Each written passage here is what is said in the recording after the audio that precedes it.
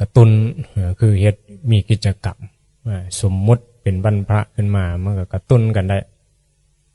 ให้คนได้ทำบุญให้คนละโสละละชั่วทำดีทำจิตให้ผ่องใสคือคำสอนของพระพุทธเจ้าถ้าบ่มีวันพระก็คือซื่ออยู่นะมันก็กระตุ้นกันเห็นบ่อันนั้นกิจกรรมต่างๆก็มีผลมีประโยชน์รวมทั้งการฟังธรรมนี่ก็มีผลเฮ็ดให้เฮาได้เกิดความเข้าใจในคำสอนพระพุทธเจ้าได้คือกันรวมทั้งการทำวัดสวดมนต์นี่ล่ะเห็นบ่สวดมนต์แปลให้ฟังก็ได้รู้ความหมายมีความแก่ธรรมดาได้พระพุทธเจ้าเพิ่นสอนความเจ็บธรรมดาความตายธรรมดาบ่ต้องให้บ่ต้องฮ้องเจ็บป่วยมากก็ศึกษามันมีได้แล้วเนาะเจ็บป่วยขึ้นมาก็ให้เฒ่าแก่ขึ้นมาก็ทุกข์เห็นผมแต่ความทุกข์ตายก็บ่จะตายบัดนี้เฮ็ดใดเขาน้อยสิบ่ตายมันก็เป็นไปบ่ได้แล้วมันเป็นธรรมดาเกิดมาก็ต้องตายต้องพัดภาคมีกรรมเป็นของเจ้าของกรรมนี่มันคือเรื่องของสัตว์โลกถ้าบ่จะตายก็บ่ต้องมาเกิดดิพุทธเจ้าก็สอนทางที่บ่ต้องมาเกิดคือไปนิพพานนั่นแหละ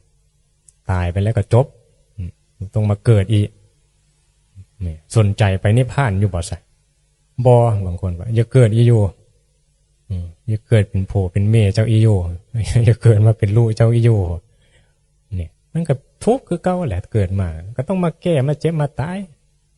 นี่มาเกิดมาเพราะว่าบ่จะแก้บ่จะตายมันเป็นไปบ่ได้แล้วมันเป็นผลของความโง่ความยึดนี่แหละเรื่องราวสัตว์โลกนั้นบ่ศึกษาทางนิพพานเนาะก็เวียนว่ายตายเกิดเป็นสัตว์โลกท่องเที่ยวในวัฏสงสารไปอียาวนานบ่มีความศรัทธาในทางดับทุกข์คือพระนิพพานทั้งที่เจ้าของได้เกิดมาพบพุทธศาสนาเนี่ยมันมีโอกาสแหละเนี่ยมันสอนให้เห็นถึงการเวียนว่ายตายเกิดสอนให้เห็นถึงผลของกรรมกฎแห่งกรรมนะกฎแห่งกรรมมันมีมันเฮาเกิดมาต่างกันก็ย้อนกรรมเฮ็ดมาต่างกันรูปร่างหน้าตาเนี่ยสติปัญญาจนรวยเจ็บไข้ได้ป่วยนี่กรรมทั้งหมดต้องได้รับผลฉะนั้นเยอะผลจากกรรมก็ปฏิบัติธรรมเข้านิพพานดีกว่าแต่น้อยคนศรัทธาน้อยมันหลงในรูปเสียงกลิ่นรสหลงกับความสุขจอมปลอมกันโย่คิดว่าสิมีความสุขกับผู้นั้นผู้นี้กับโผกับเมกับโลกับเงินทองเข้าของกับรถงามเฮือนงามปรุงแต่งไปนี่ความคิดของสัตว์โลกส่วนความคิดของผู้ฉลาดสิทธัตถะเพิ่นอยู่ในราชวังเพิ่นก็ยังเห็นว่ามันเป็นทุกข์เพิ่นได้กามสมบูรณ์แหละเนาะรูปเสียงกลิ่นรสนี่โอ้ยสุขสบายบ่มีทุกข์เห็นบ่เพิ่นก็ยังเห็นว่าทุกข์ได้หั่นน่ะเพิ่นก็เลยบ่สนใจทิมความสุขของโลกนี่แหละจังว่าหาความสุขทางธรรมนิรามิตสุขบ่อิงอาศัยผู้ใดให้เป็นสุขบ่อิงอาศัยรูปเสียงกลิ่นรสเห็นก็ซื่อๆอยู่รูปก็ได้สิงามส่ำใดก็ซื่อๆเห็นบ่เฮานี่เห็นบ่ได้ผู้ชายเห็นแม่หญิงงามๆมีใดโอ้ต้องเบิ่งต้องปรุงแต่งว่ามักแบบนี้แหละยิ่งคือกันเห็นผู้เบาล่อเห็นในแบบล่อนี่มักว่าเขาเก่งเขาเฮ็ดแล้วมันเสพมันหลงในความเห็นผิดในจิตเจ้าของนั่นแหละมันก็เป็นทุกข์ขึ้นมาแหละพิจารณาเบื้องดีๆความทุกข์กับความหลงอีหยังเกิดก่อนความหลงเนาะแม่นบ่หลงแล้วมันจังทุกข์หลงว่าเป็นตัวเป็นตนหลงในรูปเสียงกลิ่นรสที่ปรากฏในจิตที่มันหลงนั่นแหละคือความโง่ความหลงพระอริยเจ้าเพิ่นบ่หลงมันเลยบ่โง่มันเลยบ่ทุกข์มันหลงก่อนนั่นแหละความหลงนั่นแหละคือความโง่นั่นแหละของว่าความหลงโมหะมันก็เลยโกรธเห็นบ่มันก็เลยฮักเนี่ยมันมีหลงแล้วก็มันก็มีฮักมีสั่งต่อสิ่งปรากฏเห็นอยู่บ่เฮาฮักผู้นั้นเฮาสั่งผู้นี้มันมีอยู่ในจิตเฮาตลอดทุกสิ่งทุกอย่างที่เฮากระทบมันเฮ็ดให้เฮาฮักให้เฮาสั่งแม้แต่หมาบางตัวเฮาก็ฮักบางตัวเฮาก็สั่งเห็นบ่ต้นไม้กันบางต้นก็งามก็มักบางต้นบ่งามก็สั่งอันนี้ต้นไม้หญ้าหนามแบบนี้เห็นบ่ไปเหยียบหนามแล้วก็โอ้สูญเสียหนามถางมันทิ่ม ถ้าเป็นดอกไม้งามๆก็โอ้ปลูกไว้ดูแลอย่างดีเพราะมันตายก็เป็นทุกข์กับต้นไม้ก็มีดอกไม้มันหลงยุจิตเห็นอยู่บ่ความเห็นผิดในจิตสิ่งปรากฏต่างๆมันก็เปลี่ยนไปตามเหตุปัจจัยเสื่อมไปสัพเพธัมมาอนิจจาเดี๋ยวสวดเมื่อกี้ก็โอ้เป็นคำสอนที่ดีอีหลีบทสวดมนต์เนี่ยสอนตรงๆเลยนะเฮาก็มาสวดมาแปลเบิ่งมันซึ้งอยู่ได้กับบทธรรมสังเวชอันนี้นะสิ่งทั้งหลายทั้งปวงเป็นอนิจจังบ่เที่ยงเป็นทุกข์สังขารทั้งหลายเป็นทุกข์มันเป็นเที่ยงมันบ่อยู่ในสภาพเดิมนะแก่เจ็บตายไปเป็นธรรมดาสัพเพธัมมาอนัตตาสิ่งทั้งหลายทั้งปวงไม่ใช่ตัวตนเดียวไม่ใช่เราไม่ใช่เขาไม่ควรยึดมั่นว่าตัวว่าตนเนี่ยมันเหม็นเลยเนี่ยมันก็ตรงซ้ำได้แม่นบ่คำสอนพุทธเจ้าแต่เฮาบ่มันน้อมพิจารณาให้มันเกิดปัญญานะบ่เห็นตามที่เพิ่นบอกเพิ่นสอนมันก็เลยบ่ได้สังเวชใจอย่างดอกมันก็ยังหาว่าอย่างน้อยสิมีความสุขเพื่อเก่าเห็นบ่เนี่ยแต่มาฟังเทศฟังธรรมนี่ก็ยะอยู่สิเข้าใจหรือว่าเกิดศรัทธาก็คิดว่าพระนี้เทศเป็นตาศรัทธาอยู่บ่เนี่ยเบิ่งรูปลักษณ์หน้าตาของพระต้องพระเท่าแก่ๆบวชหลายพรรษาต้องอยู่สายนั้นสายนี้คิดไปได้บางคนไม่ได้คิดว่าเพิ่นเว้ามานี่มันมีเหตุมีผลบ่น้อมไปพิจารณาแม้นตามที่เพิ่นเว้าอยู่บ่ว่าคำเว้านั้นน่ะมาจากสามเณรน้อยหรือบ่าอุบาสกอุบาสิกาแม่ชีแม่พราหมณ์ฟังเพิ่นเว้าแล้วเพิ่นมีเหตุผลว่าเฮาได้เกิดสลดสังเวชให้มันเห็นสังขารบ่เที่ยงอยู่บ่หรือว่าส่วนกันเกิดส่วนกันไปเกิดเป็นเทวดาส่วนกันไปเกิดเป็นเศรษฐีบ่มันคำสอนพุทธเจ้านี่เพิ่นส่วนบ่ให้เกิดได้ส่วนให้เห็นความบ่เที่ยงของชีวิตเกิดเป็นเทวดาก็ตายเกิดเป็นเศรษฐีก็ตายเห็นเฮาบ่ส่วนกันได้นี้อยู่บ่ซะมาศึกษาธรรมะกันนั่นเนี่ยจังว่าถ้าผู้มีปัญญานี่สิน้อมนำนะคำสอนหรือว่าการฟังนี่แหละมาเฮ็ดให้เจ้าของนี่เกิดปัญญาเพิ่นจังว่าสุตตะมยปัญญาเนี่ยปัญญาเกิดขึ้นจากการฟังมันต้องอาศัยซื่อได้อาศัยซื่อคือการฟังจินตามยปัญญาฟังแล้วก็เอาไปคิดเห็นป่ะจินตามยปัญญาก็คือพิจารณาไปเลยป่ะคิดว่าที่เพิ่นเว้าเพิ่นเทศมาเนี่ยมันเป็นไปทางที่ว่ามันยึดมันถือมันบ่ได้อีหลีเฮาหลงว่าเป็นสุขกับอันนี้มันก็บ่แม่นอีหลีเนาะสุขแล้วก็คือบ่เที่ยงความสุขกับสิ่งต่างๆที่ผ่านมาก็คือเหียไปแล้วก็ยังหาความสุขกับอันนั้นกับอันนี้ไปเรื่อยๆที่หามาว่าสุขกับอันนี้ก็ยังบ่เที่ยงอีกมื้อใหม่ก็หาใหม่อีกเห็นบ่เฮาหาความสุขกับสิ่งกระทบแต่ละมื้อแล้วก็เพิ่นไปสุขแน่ทุกแน่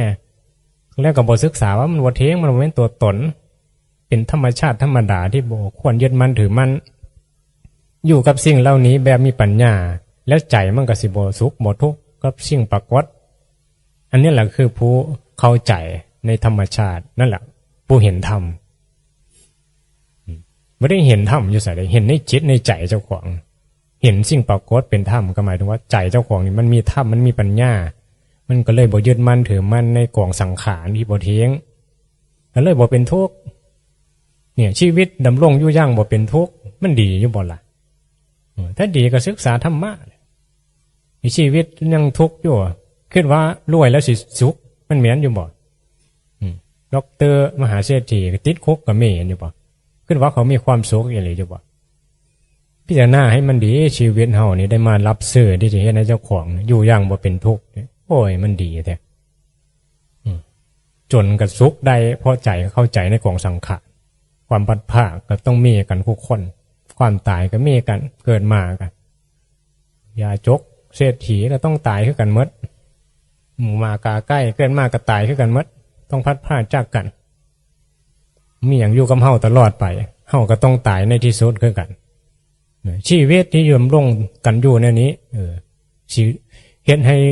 ดำรงอยู่แบบใดแบบบ่ทุกข์อยู่นำกันแบบใดแบบบ่ยึดมั่นถือมั่นกันแบบใดศึกษา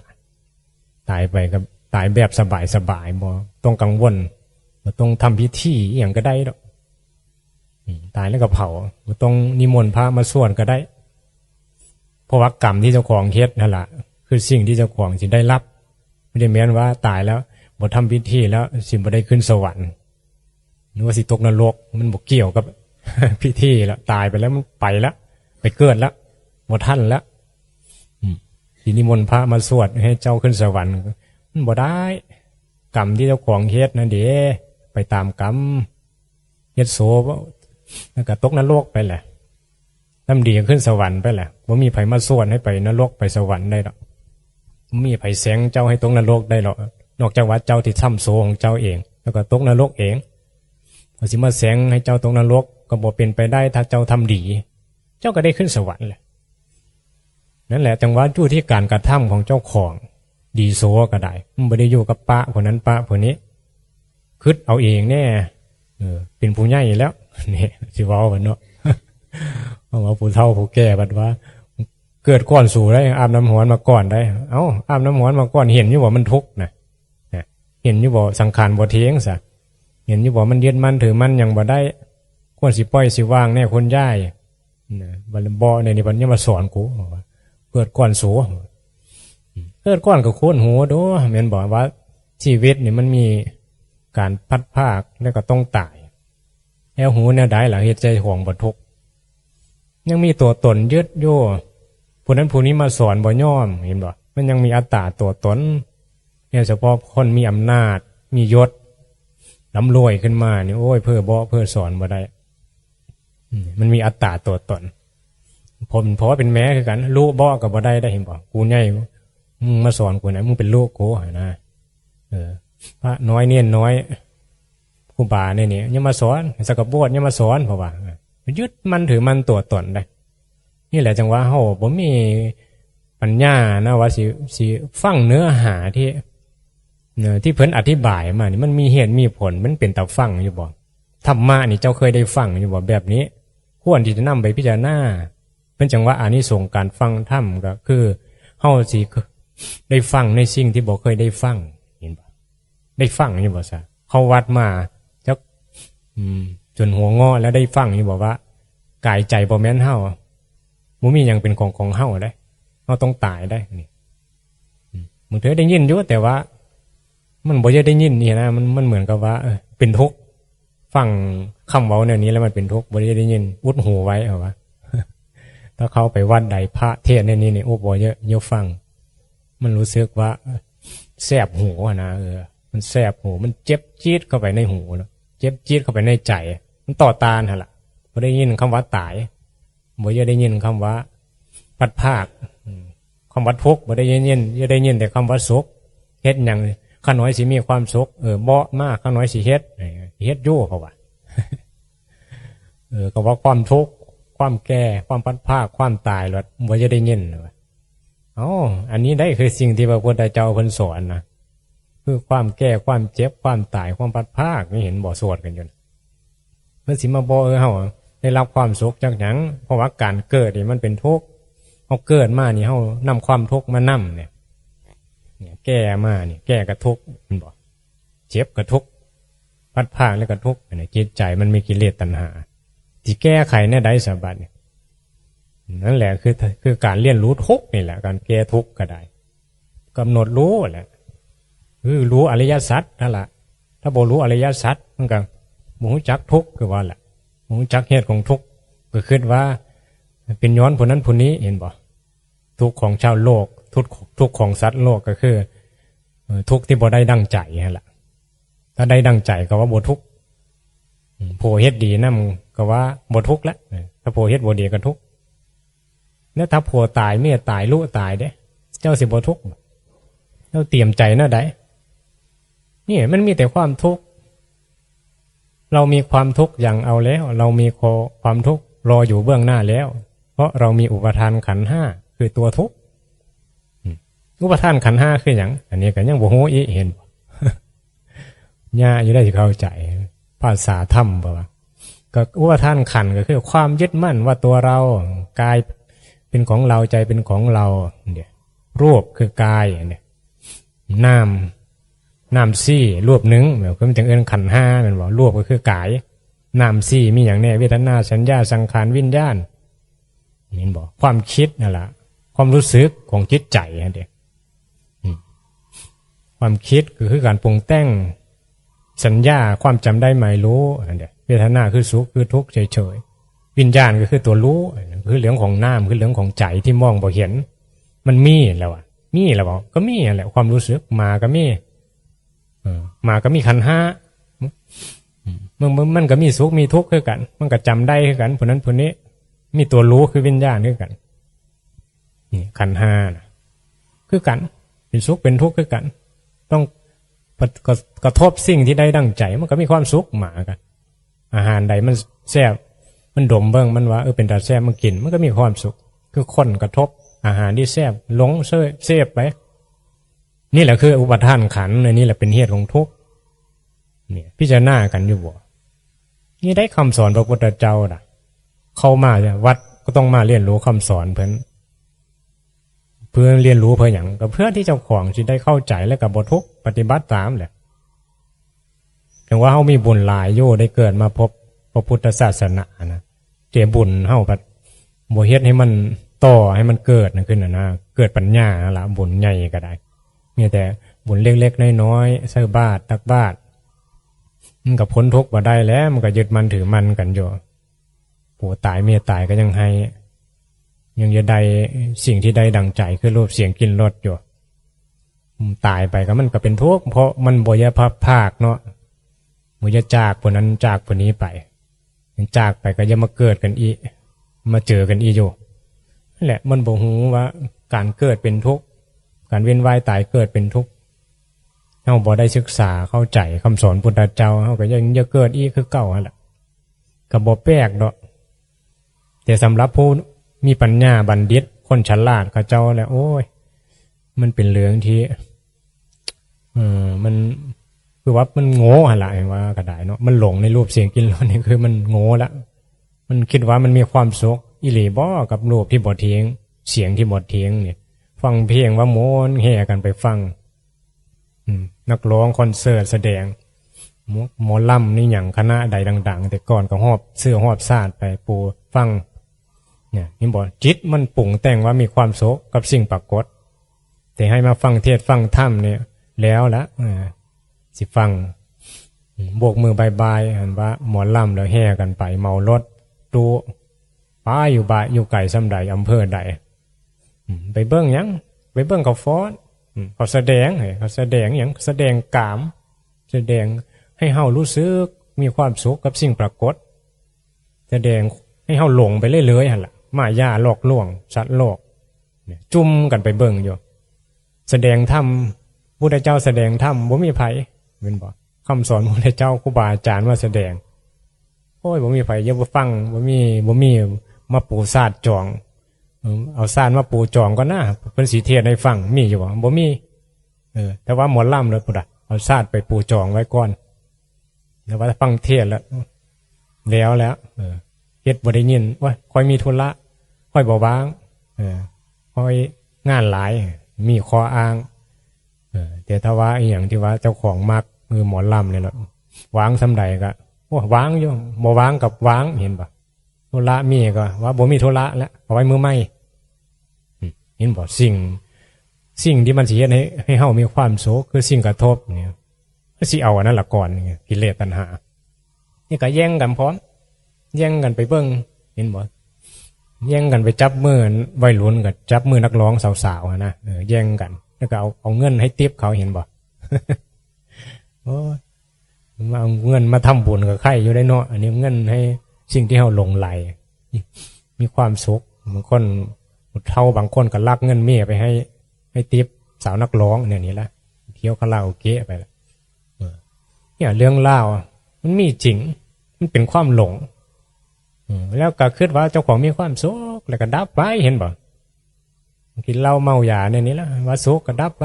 แต่ก็บ่ได้คิดได้ว่ามันทุกข์นะมันบ่รู้นะบ่เรียนรู้ว่าธรรมดาเลยเมาเธอเฮาก็เคยเมาจน5 แตะเนาะจนเอิ้นว่าอย่างขมนะเพียแตะเนาะว่าบ่กินนี่แล้ววะเมาค้างบ่กินเหล้าอีกแล้วดีก็กินคือเก่าวะ ห็นบ่กิเลสมันหลอกมันทุกข์เยอะกินเหล้าเมาจนข้านไปนั่นแหละบ่ฟื้นจนนอกก็ว่ามันเข็ดละบ่กินนี่ละว่าขึ้นในใจพอสร้างเมาแล้วก็กินอีนั่นแหละกิเลสเนี่ยตัวตัณหาพาให้ยึดเพราะเฮาบ่เรียนรู้ทุกเกิดขึ้นเพราะจิตที่มันยังมีอวิชชาความโง่บ่มีผู้ใดมาบอกมาสอนมาบอกทางเฮาจนกระทั่งได้มาบวชนี่แหละมันก็เกิดย้อนหลังไปก็ความสุขมันบ่มีจริงกับอันนั้นกับอันนี้มันสุขของสัตว์โลกสุดจอมปลอมสัตว์โลกเขาหลงอยู่โอ้ยเฮามาหยังตามพระพุทธเจ้าดีกว่าว้สุขที่ว่าบ่ต้องอิงอาศัยหยังเลยบ่ต้องการให้ผู้ใดมาเฮ็ดให้เฮาสุขเฮามีความสุขด้วยตัวเฮาเองอันนี้หมายถึงว่าปัญญาเห็นบ่สุขด้วยปัญญาบ่ต้องอิงอาศัยอีหยังอันนี้เฮาก็ยังหลงอยู่สุขสิเกิดขึ้นได้เพราะได้แต่งงานว่าโอ้ยเนี่ยได้มีผัวล่อผัวรวยเมียสวยรู้ดีว่านั่นแหละความสุขหลงอ่ะสุขแบบโง่อ่ะนะสุขแบบผู้มีปัญญาแล้วบ่มีอิงอาศัยหยังหมายถึงว่าเพิ่นบ่ตกเป็นทาสหยังนั่นล่ะบ่เป็นขี้ข้าหยังเป็นขี้ข้าโผเพราะว่าเฮาต้องอาศัยโผเฮ็ดให้เฮามีความสุขแม่นบ่เฮาได้หยังมานี่แม่นบ่เฮาต้องการให้สิ่งนั้นนี่เฮ็ดให้เฮามีความสุขได้หมาเลี้ยงหมาก็หมามึงต้องเฮ็ดให้กูมีความสุขเด้อมึงต้องเป็นเฮ็ดตัวน่ารักมึงอย่ากัดหันกัดนี่ได้มึงกัดคนแล้วมึงตายว่าเห็นบ่ มันเป็นความยึดเห็นอยู่บ่ได้หยังมากก็จะคือสิ่งนั้นนี่เฮ็ดให้ได้ดังใจแท้จริงมันเป็นความโง่เจ้าของเป็นกิเลสในใจเจ้าของนี่แหละจังหวะพระอริยเจ้าเพิ่นมีปัญญาเพิ่นก็เลยบ่ได้สุขทุกข์กับสิ่งปรากฏคือรูปเสียงกลิ่นรสเข้าใจว่ามันธรรมดารูปสีงามหรือรูปสีขี้ร้ายเพิ่นก็บ่ได้หลงเห็นหยังก็เห็นไปบ่มีการปรุงแต่งให้มีความไปสั่งไปฮักสิ่งนั้นเนี่ยเฮาเรียนรู้ในนี้แหละเห็นบ่อาศัยสติศึกษาจิตเจ้าของเวลากระทบอย่างนี้นี่แหละปฏิบัติธรรมเนี่ยไปหาเรื่องกับสิ่งปรากฏรูปเสียงกลิ่นรสมันเป็นแนวนั้นของเขาอยู่แล้วจะไปปรุงแต่งยัดเยียดให้เป็นอย่างคนงามก็ธรรมดาก็งามเรื่องของเขาเฮ็ดบุญมากก็งามถึงไหนเขาก็ตายละขี้ร้ายก็ขี้ร้ายก็เรื่องของเขาตัวดำตัวขาวมันเกิดเป็นคนประเทศนั้นประเทศนี้ก็เป็นรูปร่างหน้าตาตั้งกันแต่มันมีอุปทานขันคือกันบ่โง่คือเดียวบ่โง่คือเดียวก็ทุกข์คือเดียวอ่ะแล้วถ้าฉลาดคือพระพุทธเจ้าคืออะไรจะเจ้ากับบ่ทุกข์บ่ว่ารูปร่างหน้าตาแนวใดมันบ่เกี่ยวบ่ว่าเจ้าสิอยู่ในสุดเหลืองสุดขาวหรือสุดฆราวาสถ้ามีปัญญาเข้าใจในอุปทานขันมันได้ปฏิบัติมีสติเรียนรู้ใจเจ้าของกับบ่ทุกข์เนี่ยถ้าบ่มีความเข้าใจในธรรมะมาบวชเป็นพระก็ทุกข์คือเก่าโง่คือเก่าโหดคือเก่าแหละพระก็ได้นี่แม้นว่ามาบวชเป็นพระแล้วสิบ่ทุกข์แต่ว่ามาบวชเป็นพระก็คือมันได้เข้ามาไกลซื่อแม่นบ่ได้มาฟังเทศฟังธรรมได้มาศึกษาคำสอนพุทธเจ้าเนี่ยก็เฮ็ดปฏิบัติให้มันถือมันก็บ่โกรธบ่โลภบ่หลงได้เดี๋ยวถ้าบ่มีความเข้าใจก็ทุกข์คือเก่าหั่นล่ะแต่ก็พระส่วนมากก็เข้าใจได้ยากอยู่ได้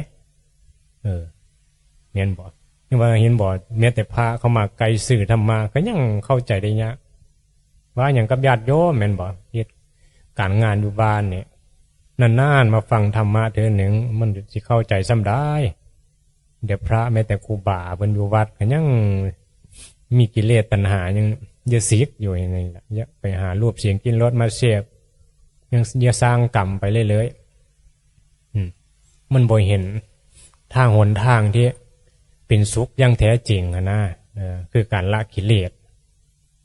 บ่ได้สลดสังเวชใจที่เจ้าของมันหลงอยู่สังคมในนั้นเขามันหลายนะไปมาเฮ็ดในนี้มันว่ามันแปลกกว่าหมู่นะมาบวชเป็นพระนี่โลกเขามองว่าบ่มีบ่เก่งบ่ทำมาหากินบ่ได้หรอจังไปบวชเพราะว่าขึ้นไปนั่นได้โลก แต่มาบวชอีหลีแล้วว่านี่แม้มันเป็นสิ่งที่เฮ็ดได้ยากเลยการบวชการละกิเลสตัณหาเนี่ยจิตใจเนี่ยมันมีความหลงกันอยู่เนี่ยเห็นบ่ มันยังทุกข์กับอันนั้นกับอันนี้อยู่เนี่ยนั่นแหละมันจึงว่าผู้ที่มาบวชมันก็มีหลายแบบเพราะว่าเราบ่ศึกษาธรรมเหมือนกันอาศัยพระเหลืองอยู่อาศัยเข้าเศร้าบ้านเพิ่นกินไปซื้อๆแหละแต่ว่าถ้าผู้เข้าใจธรรมก็เจ้าก็ระลึกถึงสิ่งที่ศรัทธาญาติโยมเข้ามานี่แล้วลึกถึงคำสอนพุทธเจ้าหั่นล่ะว่าเฮาอาศัยถ้าญาติโยมเพื่อดำรงตนเพื่อการเลี้ยงกายเพื่อภาวนาละกิเลสนั่นแหละให้เฮาเข้าใจในนี้ประพฤติปฏิบัติธรรมตามคำสอนพุทธเจ้าเนี่ยพ่อบ่ได้ก็บ่ไปหั่นล่ะมันบ่มีได้ก็ภาวนาไปสำหรับมันเกี่ยวข้องกับบางคนเนาะ